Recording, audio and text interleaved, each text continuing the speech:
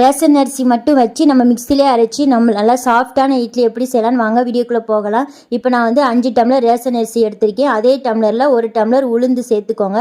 இதை 1/4 டீஸ்பூன் வெந்தயம் சேர்த்து இதை தனித்தனியாக நல்லா ஒரு 5-6 முறை நல்லா கழுவி சுத்தம் பண்ணி எடுத்துக்கோங்க. நல்ல தண்ணியில் ஒரு 3 மணி நேரம் ஊற வச்சு எடுத்துக்கோங்க. இப்போ மிக்சி ஜாரில் உளுந்தை வந்து சேர்த்துக்கலாம்.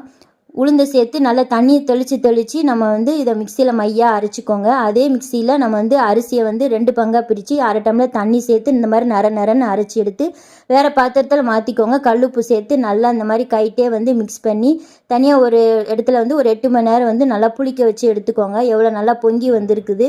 இப்போ வந்து நம்ம இட்லி அவிச்சிடலாம். பாருங்கள், நல்லா ஒரு 8 நிமிஷத்தில் நமக்கு இட்லி வந்து தயாராகிடுச்சு. நல்லா வெள்ளை வெள்ளைன்னு இருக்குது பார்த்தீங்களா. இப்போ வந்து இட்லி தயாராகிடுச்சு. இதை வந்து துணியில் எவ்வளோ அழகாக ஒட்டாமல் வந்திருக்குது. இப்போ நான் சொல்லியிருக்கிற அளவு வந்து 50 இட்லி தாராளமாக கிடைக்கும். எவ்வளோ சாஃப்டாக இருக்குது.